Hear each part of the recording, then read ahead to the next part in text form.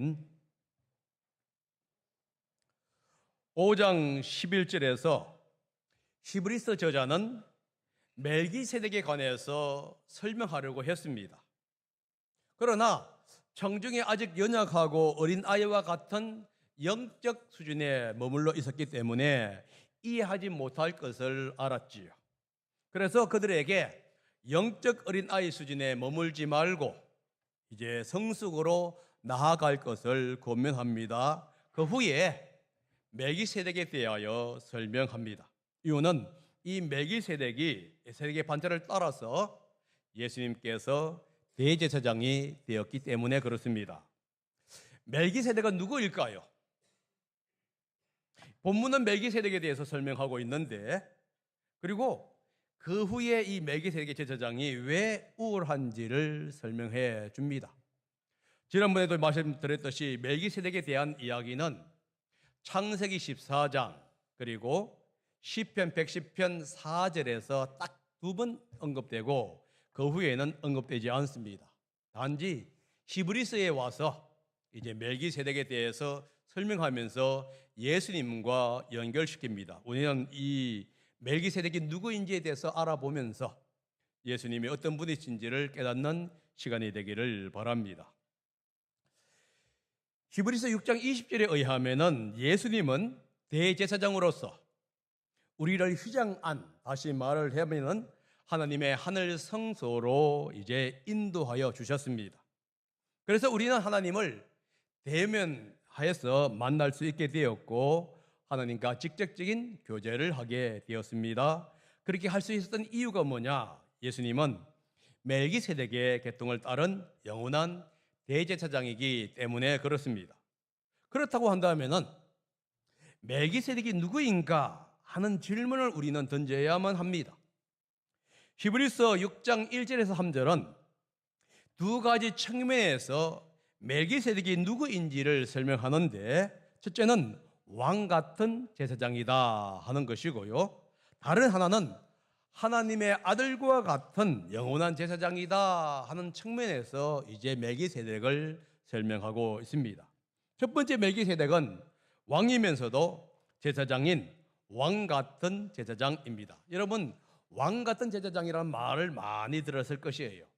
이 왕 같은 제사장이라는 용어가 처음 적용된 것이 예수님이 아니라 멜기세덱이라는 사실을 여러분 기억하셔야 합니다. 그는 살렘의 왕이면서도 지극히 높으신 하나님의 제사장이었습니다. 7장 1절 상반절이 그 사실을 얘기합니다. 한번 읽어봅니다. 시작. 이 멜기세덱은 살렘 왕이요 지극히 높으신 하나님의 제사장이었습니다.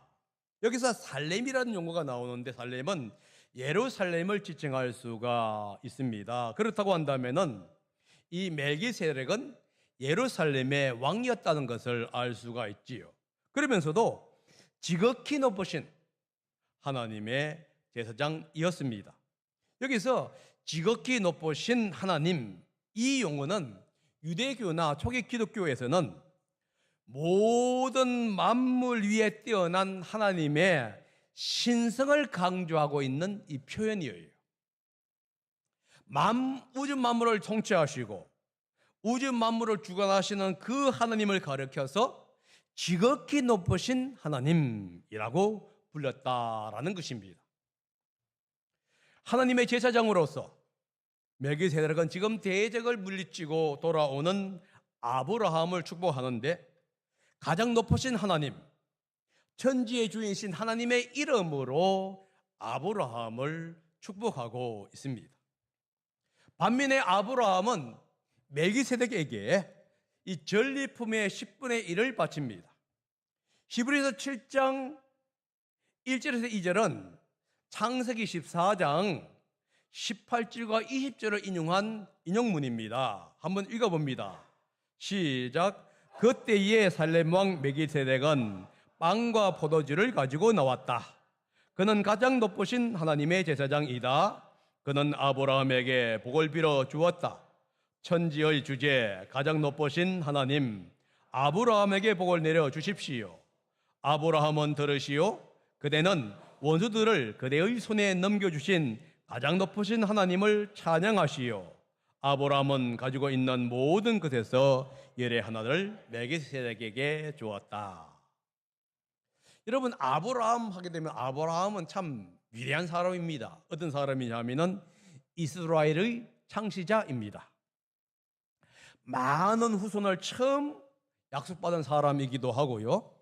하나님으로부터 믿음의 조상, 열국의 아비, 모든 민족의 아버지라고 하는 이 칭함을 받았던 사람이지요. 이 열국의 아비인 아브라함이 멜기세덱에게 자신이 획득한 전리품 중에서 10분의 1을 바쳤다 하는 거예요. 이유가 뭐냐 하면은 멜기세덱은 왕이면서도 하나님의 제사장이었기 때문에 그렇습니다. 그러면서 이 멜기세덱에 대해서 설명해 주는데, 이 멜기세덱의 이름은 뭐냐? 의의 왕이다라는 거예요. 여러분, 멜기세덱, 우리는 이게 멜기세덱이라고 얘기하고 있는데 히브리어에는 멜레크, 체레크 이렇게 하는 뜻이에요. 그러니까 멜기라는 게 뭐냐? 왕을 의미하고 있는 멜레크라고 하는 뜻이고요. 세덱은 뭐냐? 어렵다고 하는 이 체데크라는 뜻입니다. 그래서 이 두 단어가 합치면 뭐냐면은 멜기세덱은 의로운 왕이라는 의미가 되는 것이죠. 그런데 그는 또한 살렘의 왕이라고 얘기를 하고 있지요. 살렘은 예루살렘을 의미하기도 하지만은 평화 혹은 평강을 의미하기도 합니다. 살렘은 히브리어로 살롬이라고 하는 동의어예요. 뿐만 아니라 이 헬라어로는 에이레라고 하는 용어와 동어인데요. 여러분, 사람을 만날 때에 히브리인들이 뭐냐면 살롬 이렇게 얘기하고요. 이 헬라인들은 에이레네라고 인사를 합니다. 그게 뭐냐? 평화가 있기를 바랍니다 하는 뜻이죠. 여러분 한번 따라해 보세요. 살롬, 에이레네. 무슨 뜻이라고요? 하나님의 평화가 당신에게 있기를 바랍니다. 다시 말하자면 우리가 하면요, 안녕하세요 하는 의미가 히브리인들은 살롬 하고요, 이제 헬라어 사람들은 에이레네라고 한다는 겁니다. 그래서 이 이름과 똑같이 이 멜기세덱이 뭐냐? 의의 왕이고 평화의 왕이에요. 이 의의 왕이며 평화의 왕인 이 용어가 다윗 후손 메시아에게 주어진 칭호다 하는 것을 여러분 아시지요? 이사야서에서 보면은 이사야가 장차 올 메시아를 이제 평화의 왕으로 소개하고 있습니다. 이사야서 9장 6절인데 한번 읽어봅니다. 시작. 한 아이가 우리를 위해 태어났다. 우리가 한 아들을 모셨다. 그는 우리의 통치자가 될 것이다. 그의 이름은 놀라운 좋은 자, 전능하신 하나님, 영존하시는 아버지, 평화의 왕이라고 불릴 것이다 하면서 이 메시아, 다가올 메시아를 가리켜서 뭐라 부른다고요? 여러 가지가 많지만은 평화의 왕, 평강의 왕 이렇게 얘기합니다. 이 평화의 왕 메시아가 오셨을 때에 이스라엘과 온 세상에 평화를 선포하고 공의와 공평으로 통치하게 됩니다. 그래서 멜기세덱은 왕이면서도 또한 3절은 뭐라고 얘기하고 있냐면은 영원한 하나님의 아들과 같은 제사장이다 이렇게 소개하고 있어요. 3절을 보겠습니다. 시작. 그에게는 아버지도 없고 어머니도 없고 족보도 없고 생애의 시작도 없고 생명의 끝도 없습니다. 그는 하나님의 아들과 같아서 언제까지나 제사장으로 계신 분입니다. 여러분, 이 표현을 자세히 보게 되면은 창세기의 표현을 얘기합니다. 창세기에서 멜기세덱의 출생과 죽음, 아버지와 어머니에 대한 언급이 없어요. 그러니까 멜기세덱의 족보에 대한 언급도 없습니다. 여러분, 사실 창세기는 이 족보에 대한 책이에요. 그래서 창세기는 12개의 족보로 구성이 되어 있는데 천지 창조의 족보, 아람의 족보, 노아의 족보 등 12가지의 족보로 이어집니다. 그래서 창세기 5장에 보게 되면은 아담의 역사 이렇게 얘기하면서, 이거 다른 말로 하면 아람의 계보 혹은 아람의 족보다고 얘기하면서 아담부터 노아까지의 이제 족보를 기록하고 있지요. 10장에 보게 되면은 노아의 자손인 함, 삼, 셈, 함, 야베스 족보에 대한 기록을 하면서 있고요. 11장은 셈의 족보를 얘기하면서 셈에서부터 시작해서 아브라함까지를 이제 쭉 연결시켜서 얘기합니다. 뿐만 아니라 이 창세기에는 아브라함의 동생 나홀의 족보를 얘기하는가 하면은 아브라함의 다른 자손들의 족보를 얘기하지요. 이스마엘의 족보를 얘기합니다. 에서와 에돔의 족보를 얘기해요. 그러니까 많은 족보의 이야기가 창세기에 기록됩니다. 느헤미야에 의하면은 이스라엘 백성이 바벨론에서 예루살렘으로 돌아왔을 때에 바르실레 이 자손은 족보에서 조상이 누구인지를 확인을 되지 않았습니다. 그래서 그는 제사장의 가문에 있으면서도 제사장 직분을 할 수가 없었어요. 뿐만 아니라 가장 거룩한 음식, 그러니까 제사장에게 드려지는 음식도 먹지 못했다라고 지금 느헤미야가 기록하고 있습니다. 족보가 없으면은 제사장의 직분을 감당할 수가 없어요. 이게 이스라엘의 특징입니다. 그런데 멜기세덱은 족보가 없는 신비의 인물이에요. 그런데 그래서 여러분 아브라함의 이야기를 보면은 갑자기 등장했다가 사라지는 것이 이게 엘리멜렉입니다. 단순한 인물로 등장했다가 사라지는 것이 아니지요. 살렘의 왕이요 의와 평화의 왕으로 등장했다가 사라집니다. 그리고 지극히 높으신 하나님의 제사장으로 등장했다가 사라져버려요. 족보에도 없는 이 멜기세덱의 제사장으로, 그리고 지극히 높으신 하나님의 제사장으로 소개하고 있다 하는 거예요. 어떻게 제사장의 족보에 기록되지 못한 이 멜기세덱이 영원한 제사장이 된 것이냐 하는 것이죠. 이게 바로 신비예요. 그래서 성경은 뭐라고 했냐면 족보도 없다, 아비도 없고 어머니도 없다. 이게 여러분 멜기세덱이 정말 없는 것일까요? 아니에요. 창세기가 기록하지 않았다, 요 얘기를 하려고 하는 거예요. 그런데 이것을 예수님과 연결시킵니다. 예수님도 제사장의 직분, 제사장의 족보에 기반을 둔 것이 아니지요. 제사장의 가문에 태어난 것도 아닙니다. 오히려 유다 자손이었고 다윗 왕의 자손이었어요. 그렇지만 그가 하나님의 아들로서 영원한 제사 직분을 가지고 있다 하는 거예요. 예수님이 멜기세덱의 계통을 따라 제사장이 되었다, 이 말의 의미는 뭐냐 하면은 예수님이 멜기세덱의 족보를 따랐다 하는 의미가 아니에요. 다른 말로 말하면 예수님이 멜기세덱의 후손이었다 이런 얘기가 아닙니다. 멜기세덱은 생명의 시작도 끝도 없는 신부의 인물이었다고 얘기했습니다. 족보에 따라서 왕이 된 것이 아니라 제사장이 된 것이 아니에요. 하나님에 의해서 왕이 되었고 하나님에 의해서 제사장으로 선택이 되었다 하는 겁니다. 마찬가지로 예수님께서 족보에서 제사장이 된 것이 아니에요. 족보에 의해서 왕이 된 것이 아니란 말입니다. 하나님에 의해서 제사장으로 선택되었고 하나님에 의해서 왕으로 선택되었어요.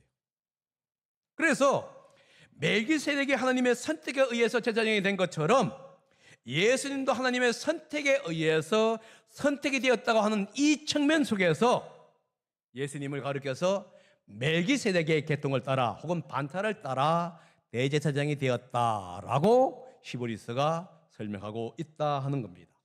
이렇게 지금 멜기세덱이 누군지를 설명해 줍니다. 그리고 나서 멜기세덱의 제사장직이 왜 레위 계통의 이 제사장보다 높은지에 대해서 설명을 해 주는데요.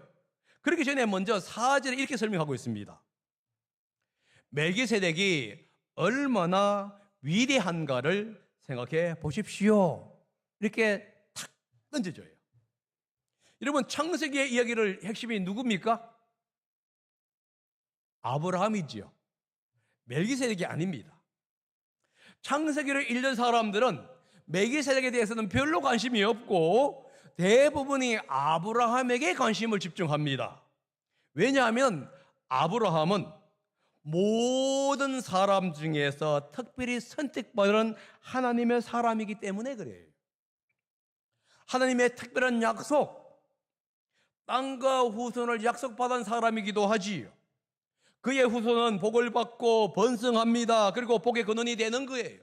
그래서 이 아브라함과 아브라함의 후손을 축복하면은 모든 민족이 축복을 받고, 만약에 아브라함과 아브라함의 후손을 저주하게 되면은 저주를 받습니다. 그래서 여러분 창세기뿐만 아니라 여러분 이스라엘의 구약의 역사를 쭉 살펴보게 되면은 이스라엘 백성들에게 핍박을 가했던 모든 제국들이 다 멸망하지요. 아시리아가 멸망합니다. 바벨론이 멸망합니다. 페르시아가 멸망합니다. 아무튼 이스라엘 민족에게 해를 끼친 민족은 모조리 멸망한 사건들이 이제 창세기에 나오는 것은 왜 그러느냐? 하나님이 아브라함에게 약속했던 그 약속 때문이었다 하는 것이지. 그리고 아브라함은 또한 이스라엘 민족의 시조지요. 이스라엘 국가의 시조입니다. 그리고 아랍인들의 조상도 아브라함이에요. 그래서 이 아랍인들이 다른 건 다 예수님은 무시한다 할지라도 아브라함에 대해서는 자기의 조상이었다 이렇게 얘기하죠. 그래서 여러분 예루살렘에 중앙에 가면 돔이라고 하는 성전이 있습니다. 거기에 누가 있습니까? 아브라함의 성전인데 그게 바로 이스라엘 민족들이 있었던 이 예루살렘 성전에 있던 부분이에요. 그래서 아랍인들은 뭐죠? 이곳에서 우리의 조상 아브라함이 이렇게 얘기하는 거예요. 그리고 모든 믿는 그리스도인들의 영적인 조상이 누구지요? 아브라함입니다. 그래서 모든 집중과 관심이 어디에 있느냐? 아브라함에게 있는 거예요. 그런데 저자가 아브라함의 위대함에 관심을 가지십시오, 생각을 하십시오 이렇게 얘기하지 않아요. 뭐라고 하고 있냐면 멜기세덱이 얼마나 위대한지를 생각해 보십시오 이렇게 지금 얘기하고 있습니다. 그러면 왜 이 창세기의 이야기의 줄거리는 아브라함입니다. 그리고 후대의 모든 사람의 이야기의 핵심이 뭐냐면 아브라함인데도 불구하고 아브라함이 아니라 멜기세덱의 위대함에 집중하라고 했느냐 하는 거예요. 이거 뭐냐면은 아브라함보다 멜기세덱이 더 위대하기 때문에 그래요. 지금 멜기세덱의 위대함을 설명하기 위해서 이 저자는 11조를 예를 들면서 설명합니다. 여러분, 이 레위기에서 11조는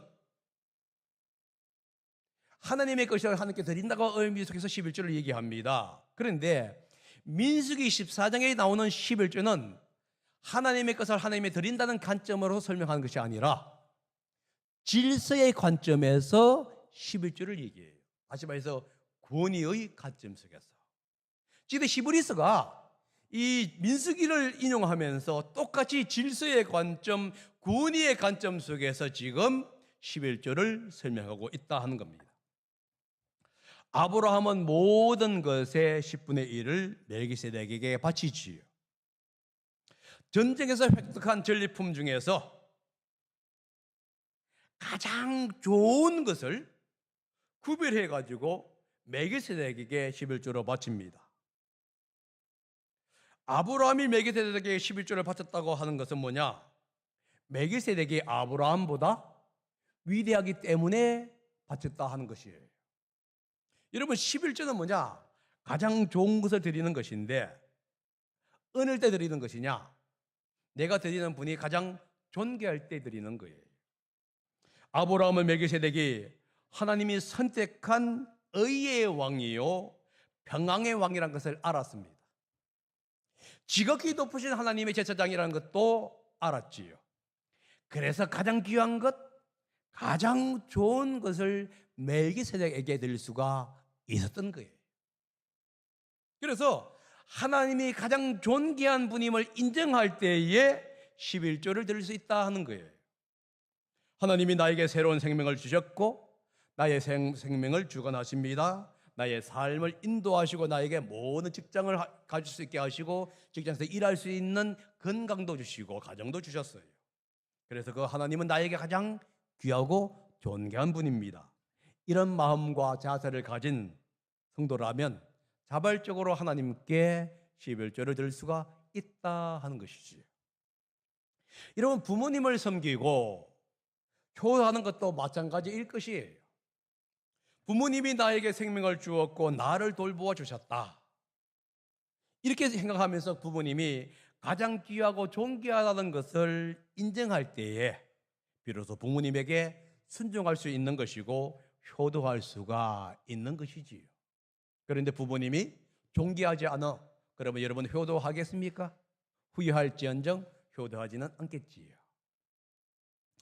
여러분, 가장 존귀하게 여길 때에 11조를 드리는데요, 하나님을 가장 존귀히 여기는 그 사람이 11조를 하나님이 받으신 후에 그것을 레위인과 제사장에게 지금 돌리게 했습니다. 이게 5절입니다. 한번 읽어봅니다. 시작. 레위 자손 가운데서 제사장 직분을 맡은 사람들은 자기네 동족인 이스라엘 백성에게서 비록 그 백성도 아브라함의 자손이지만 율법을 따라 10분의 1을 받아들이라는 명령을 받았습니다. 하나님은 지금 이스라엘 백성 가운데서 레위인을 선택하셔서 하나님을 섬기게 했지요. 그리고 이 레위인 가운데서 특별히 아론 계통의 제사장 사람들을 제사장으로 지금 임명합니다. 그래서 이스라엘 백성들도 하여금 11조를 레위인들에게 드리도록 했고요. 그러면 레위인들은 이 받은 11조에서 따로 11조를 떼가지고 제사장에게 바치게 했다 하는 거예요. 그런데 이 모든 것이 어디에 있느냐? 모세의 법에 규정되어 있다 하는 겁니다. 여러분, 민수기 18장 26절과 28절이 있는데 한번 읽어봅니다. 시작. 레위 사람에게 말하여라. 너는 그들에게 일러라. 너희가 이스라엘 자손에게서 내가 너희에게 유산으로 주는 열의 하나를 받을 때에 너희는 열의 하나 받은 것에서 열째 몫을 나주에게 들어 올려 바치는 제물로 드려라. 지금 이 얘기가 뭐냐면 26절에 이런 얘기입니다. 이스라엘 백성들에게서 받은 11조가 레위인들에게 들어간다 하는 것이죠. 그러면 레위인들은 그것 중에서 열 번째 되는 것을 어떻게 하죠? 주님께 바칩니다. 그런데 이것을 28절에 이렇게 얘기하고 있어요. 한번 읽어봅니다. 시작. 이렇게 너희는 이스라엘 자손에게서 받은 모든 것에서 열의 하나를 떼어 나주에게 들려 올려 바치는 제물로 드리고 나주에게 드린 그 제물은 제사장 아론의 몫으로 드려라. 그러니까 결국 이런 얘기입니다. 이스라엘 백성들은 이제 레위인들에게 11조를 바치고 레위인들은 거기에서 받았던 11조를 이제 제사장에게 바칩니다. 왜요? 질서의 문제 때문에 그래요.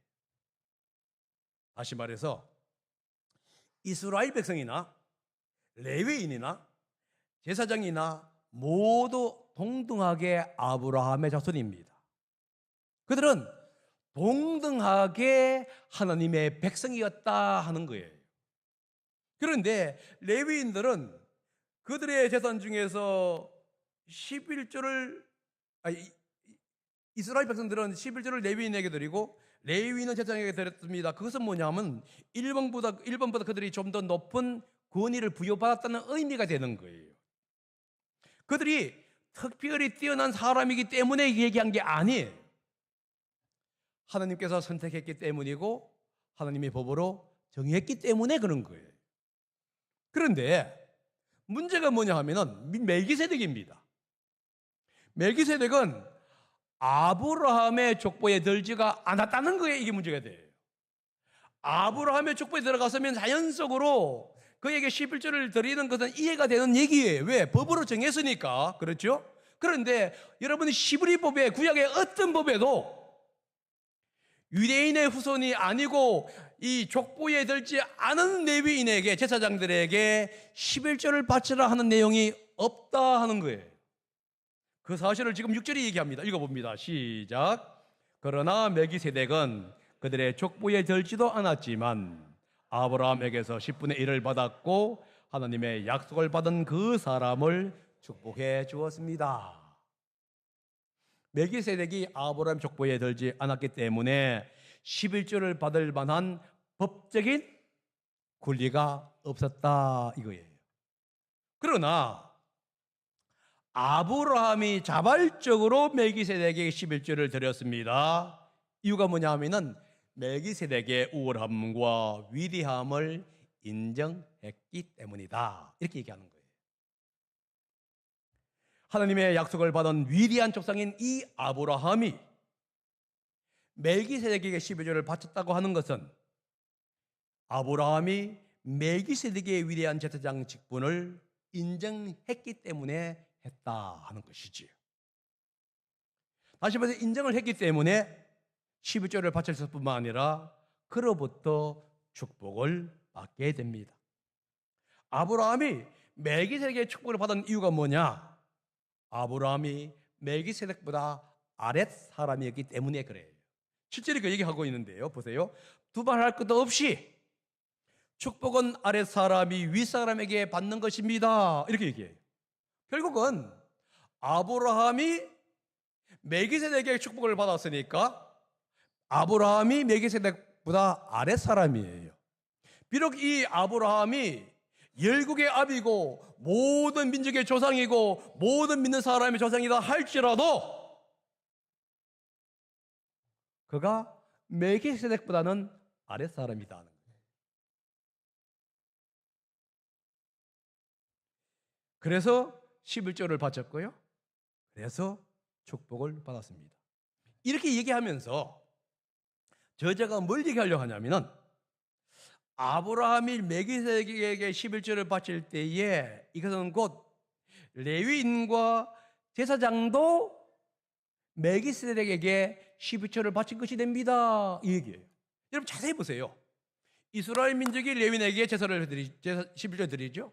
그런데 레위인들이 제사장에게 드립니다. 그런데 이 제사장들이 아론에게 11조를 드렸다는 얘기예요. 이게 무슨 뜻이냐 하면은 아브라함이 11조를 바칠 때에 레위는 아브라함의 허리 속, 뱃속에 있었다 이 얘기를 하려고 한 겁니다. 9절 10절에 그 얘기합니다. 시작. 말하자면 10분의 1을 받은 레위까지도 아브라함을 통해서 10분의 1을 바친 셈이 됩니다. 멜기세덱이 아브라함을 만났을 때에는 레위는 아직 자기 조상 아브라함의 허리 속에 있었으니 말입니다. 9절과 10절은 뭘 얘기하고 있냐면은 대표성의 원리에 대해서 설명하고 있는 거예요. 아브라함은 모든 믿는 사람의 대표자로서 레위인들과 제사장들의 대표자가 됩니다.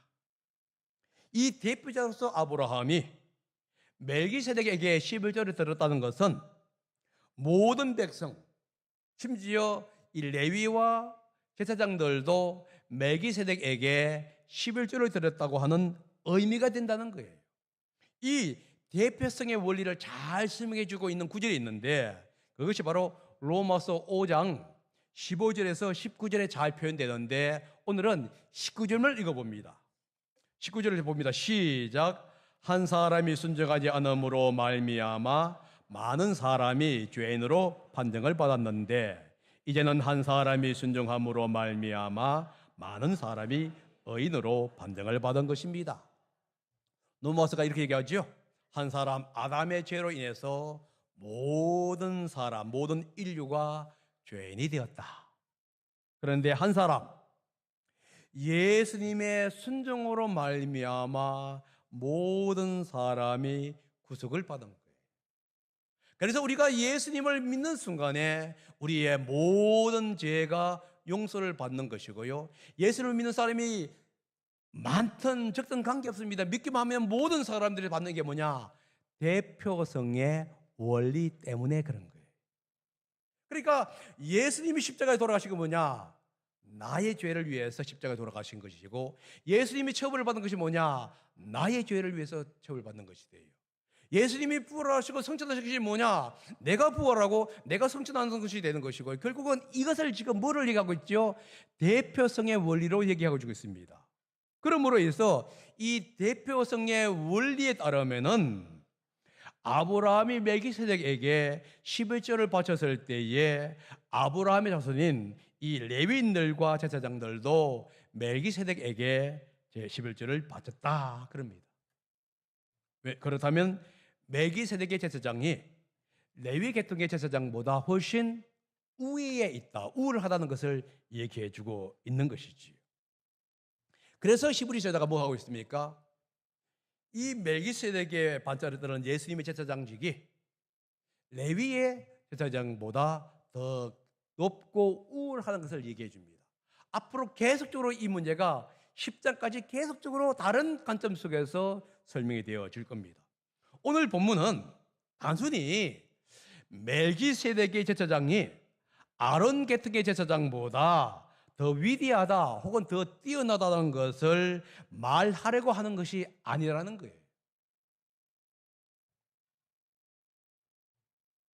뭘 얘기하려고 하느냐? 이 예수님의 이 제사장직이 훨씬 뛰어남에도 불구하고 예수님을 믿는 사람들이 믿음에서 떠나서 다시 유대주의로, 다시 말해서 레위 계통의 제사장직으로 그 밑에 있는 법으로 돌아가려고 하는 것에 대한 경고의 말씀이다 하는 거예요.